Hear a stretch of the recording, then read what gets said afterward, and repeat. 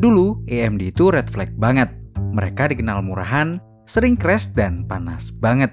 Bahkan sempat ada lelucon, AMD lebih cocok buat penghangat ruangan daripada jadi prosesor PC. Tapi sekarang, mereka berhasil membalikan 180 derajat persepsi itu. Mulai dari PlayStation, Xbox, Steam Deck hingga Tesla, sekarang pakai AMD. Gimana caranya?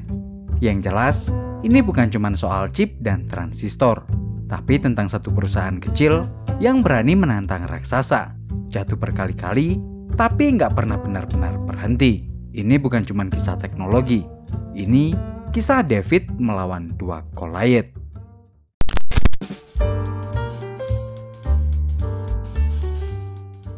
Tahun 1969, saat dunia sibuk nonton pendaratan manusia di bulan, Jerry Sanders, mantan eksekutif di Fairchild Semiconductor, malah lagi mikirin satu hal, keluar dari perusahaan yang penuh drama politik internal dan bikin perusahaan baru yang bisa melawan dominasi. Bareng 7 koleganya, Sanders mendirikan perusahaan bernama Advanced Micro Devices atau yang saat ini lebih dikenal dengan AMD. Waktu itu, mereka belum bikin prosesor dan VGA seperti saat ini. Produk pertamanya adalah RAM dan logic chip berstandar militer. Sederhana, tapi itu udah cukup buat jadi bahan bakar awal perjalanan AMD. AMD memang belum langsung menantang Intel secara frontal, tapi semuanya mulai berubah pada tahun 1975 saat mereka bikin langkah krusial, masuk ke pasar microprosesor, pasar yang waktu itu udah dikuasai oleh Intel. Fun fact-nya, pendiri Intel dulunya juga mantan engineer Fairchild Semiconductor. Jadi, mereka ini bisa dibilang masih satu alma mater. Dan inilah microprosesor pertama AMD. AMD AM9080. Sebuah klon dari prosesor Intel 8080. Iya, klon. Waktu itu, AMD bahkan belum punya lisensi resmi untuk itu. Baru setahun kemudian, ketika Intel mulai pakai microcode dalam prosesornya, AMD sadar kalau mereka butuh lisensi sah, dan akhirnya resmi didapatkan.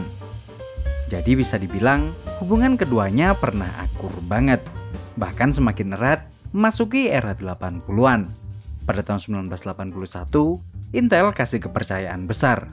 AMD jadi second source resmi untuk prosesor x86. Kenapa?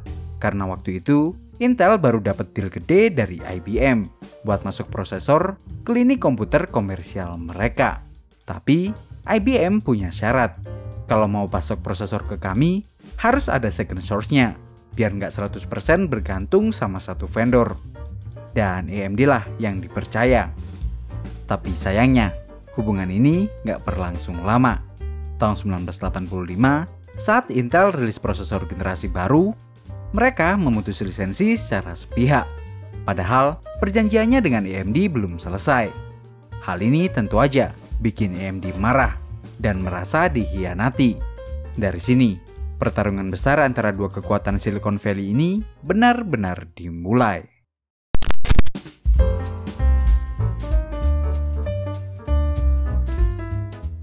Singkatnya, AMD nggak terima. Mereka menggugat Intel, dan bertahun-tahun perang hukum pun dimulai. Tahun 1994, AMD menang gugatan, tapi tekanan belum selesai. Tahun 2000-an, Intel diduga nyogok vendor besar kayak Dell dan HP biar nggak pakai produk AMD. Akhirnya tahun 2009, AMD menang lagi. Intel harus bayar 1,25 miliar US dollar dan janji nggak main curang lagi. Sambil berperang di pengadilan, AMD juga perang di pasar. Bahkan, mereka sempat menang momentum lewat prosesor Athlon dan Athlon 64 yang sempat mengalahkan Intel Pentium. Tapi, dunia berubah. Tahun 2006, AMD ambil keputusan besar, membeli ATI, produsen VGA papan atas. Tujuannya jelas, masuk ke dunia grafis untuk lawan Nvidia. Tapi, akuisisi ini jadi pedang bermata dua. Di satu sisi, AMD punya GPU, tapi di sisi lain, fokusnya mulai terpecah, utang makin numpuk, dan performa produknya jadi nggak konsisten.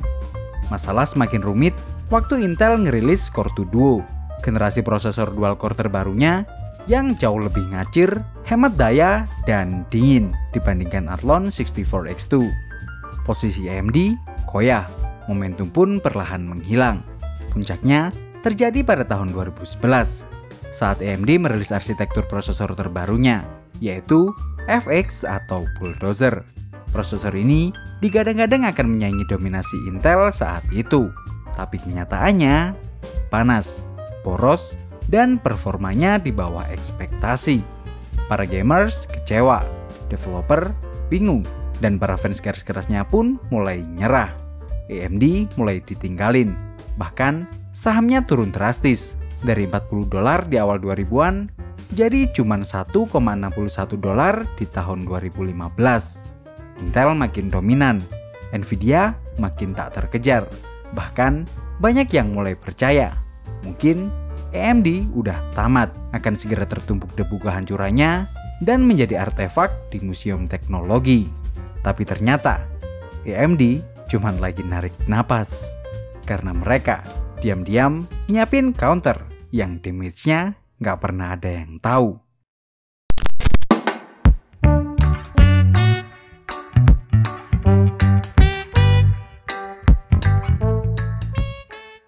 Setelah bertahun-tahun jadi bahan ejekan, AMD sadar mereka nggak bisa terus-terusan tertinggal.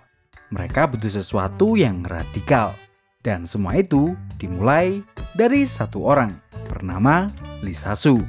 Tahun 2012, Lisa Su bergabung ke AMD. 2 tahun kemudian, saat perusahaan di titik paling suram, dia ditunjuk jadi CEO. Waktu itu, kondisi AMD benar-benar ngenes.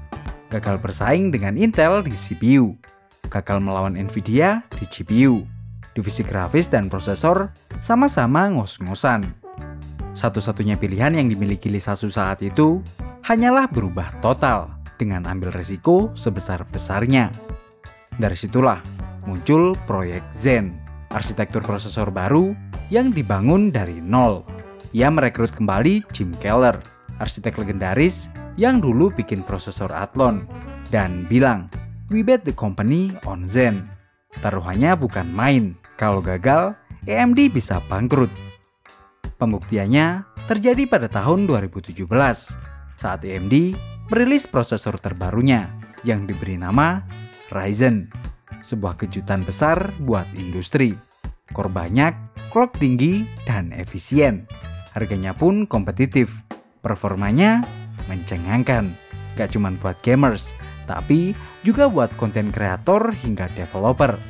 Bahkan dalam banyak benchmark, Ryzen berhasil nyalip Intel yang sebelumnya nyantai di zona nyaman. Singkatnya, Ryzen sukses besar. Gamers mulai pindah ke AMD. Konten kreator suka performa multicore-nya. Data center mulai pakai AMD EPYC. Bahkan, AMD sekarang jadi otak di balik seluruh konsol generasi baru, seperti PlayStation 5, Xbox Series X dan S, hingga Steam Deck. Nggak sampai situ aja, Tesla Model S dan X versi refresh juga ikutan pakai AMD Ryzen yang bikin head unitnya bisa mainin The Witcher 3 dengan mulus. Saham AMD tentu aja naik drastis dari $1,61 jadi $100. Lisa Su diakui sebagai salah satu CEO terbaik di dunia teknologi. Dulu, AMD dianggap prosesor murahan yang cepat panas, tapi sekarang AMD Ryzen bikin Intel dan Nvidia mulai ketar-ketir.